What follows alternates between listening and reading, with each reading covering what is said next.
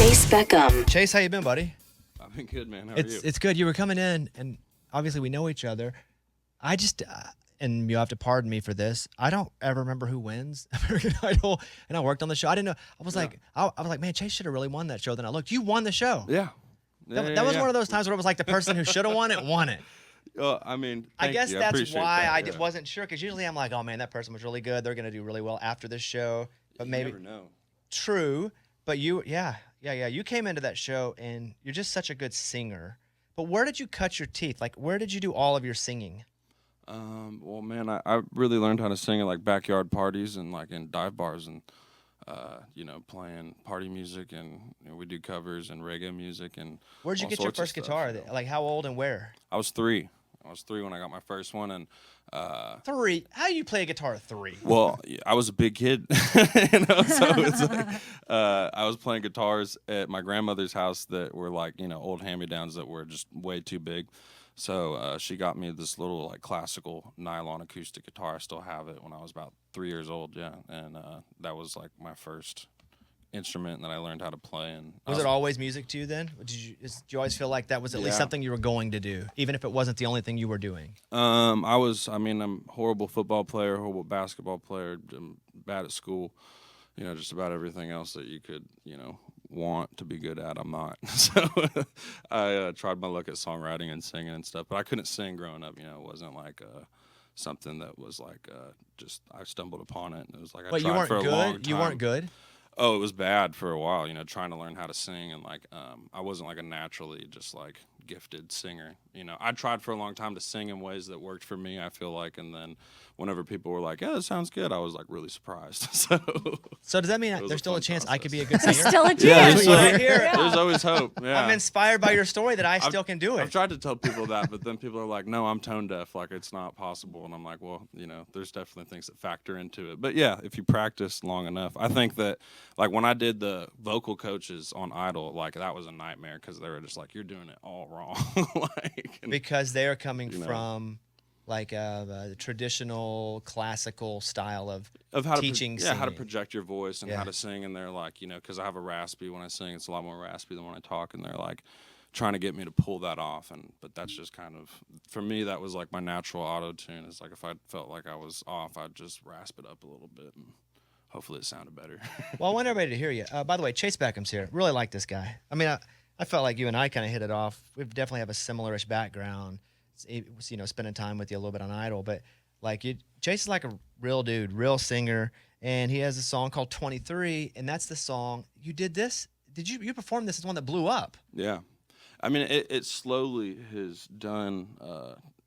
I couldn't really ever imagine, the amount of people who've got to listen to the song and who've streamed it. So thank you to everybody, who's listened to it. But it wasn't that much when I moved to town to where it was like, yeah, this is going to be a radio single. It was like a few million streams, and that was great. And it did good on like digital charts, so I was excited, and because nobody had ever heard my music before, so this was great.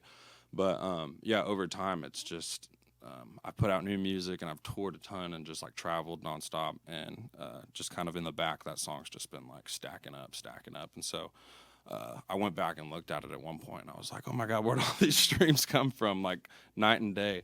So, it ended up now it's the song that we're coming to radio with just because of just the audience basically kind of telling us that that's, what they wanted to hear. So, it was fun to get to perform it, and I got a win with that song, and something that I wrote on my couch when I was, 23 years old, I'm 26 now. So how long did it take you to write that song? Not long at all. It's not, it's very, what's the word?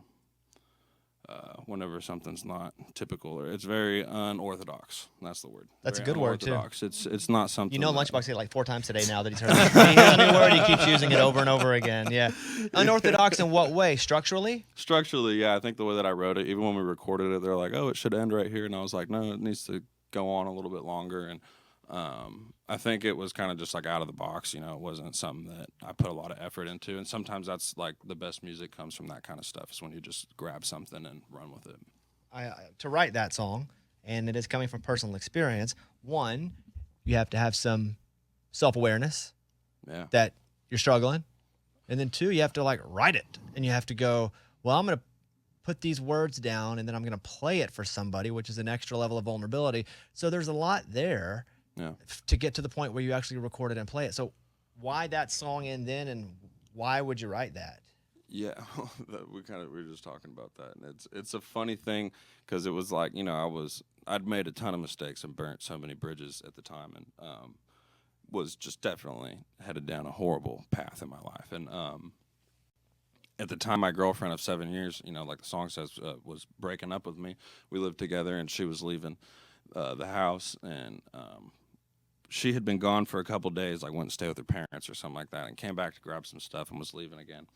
And in that couple days that she was gone, I was, you know, sitting on the couch, and I think I was just like super hungover from, you know, just binge drinking and partying and stuff. And I sat down and I wrote that song, and I kid you not, I wrote it in maybe like 15, 20 minutes, just like scribbled down a bunch of stuff. A lot of the stuff doesn't really rhyme as much as, you know, it's just thoughts really.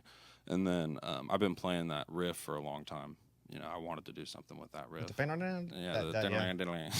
by the way, he's playing guitar himself. Yeah. He doesn't have a player with him. He's playing guitar. So that was something that I'd been playing for a while, and I just kind of put the story of, you know, my reflectiveness at the time. I was like looking at the dust settle and everybody gone, and you're just kind of there by yourself, and it's like, well, I may have screwed up a little bit, and you know, how can I fix this? And a song definitely doesn't fix things right then and there, because I tried and she didn't really care to hear the song at the time, you know. But you feel vulnerable over time performing that song at first, especially at first. At first, when like, are you like, I'm going to sing the song about me, and then it's like, here I am knowing I'm struggling and sad and alone. I don't know. I mean, I would just feel like that would be, if you haven't done it a lot, like, here are my guts, look at them. I think that's what I always tried to do in music, and maybe 23 just does that in a little bit more of a upfront and more blunt way of saying, like, hey, this is what it is, you know. But I think that's kind of what I try to do with all my music, is write about stuff that makes you feel, you know, and gives you the feels, and so the listener hopefully can say, oh yeah,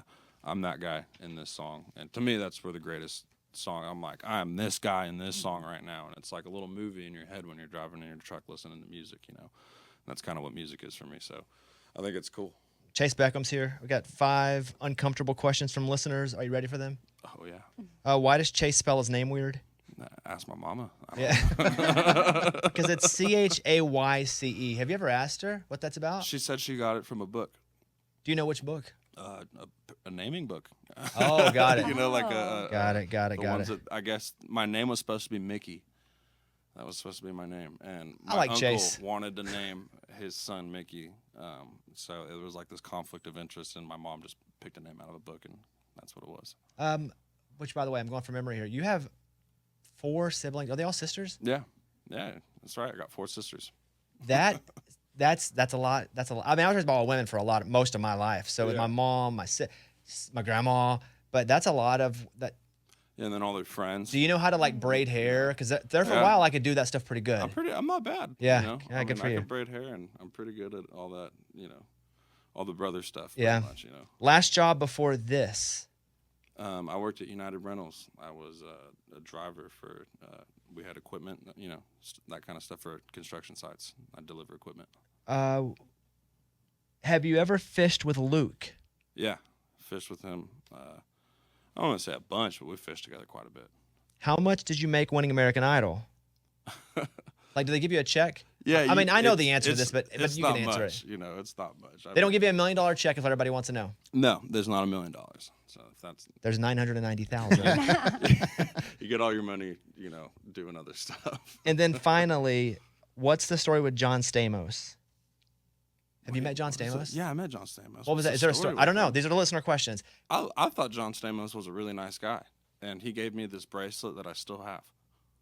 That's a story for me. That's my story. That's a good enough story for me. He was cool, man. I mean, that's Uncle Jesse. Like a bracelet off his own wrist, or he just carries? He gave us all one. Oh, okay. It was kind of routine in a sense where he like had a bunch of them, you know, and was handing them out. But like I kept mine. I still have it. I would change that story. He only had one, and his grandma gave it to him before she died, and said, "Give this to one person that you really," and he gave it to me. I wish it was that cool, because that's what I thought it was when I was walking away, and everybody else was like had one. I was like, oh. Yeah. Chayce, I'm rooting for you, man. You Thanks, definitely, you know, great singer, great story that I think a lot of people relate to. Like, I like you. I don't know what else to say except, just keep pushing along. You've worked this hard to get to work even harder now. Yeah, man, we're still going. I appreciate you, taking the time, and it's good to see you, man. And thank you guys for listening to me. Well, no, they put earplugs in when we were doing it. They changed the station. Yeah, they were flipping over to, what you guys flipping on, Big D and Bubba? No. All right, Chayce, good to see you, buddy. Thank you guys hopefully so much. we'll see you really soon when this song's like killing it, okay? Hopefully. All right, there he is. Chayce Thanks, Beckham, bud. everybody. It's a Bobby Bones show.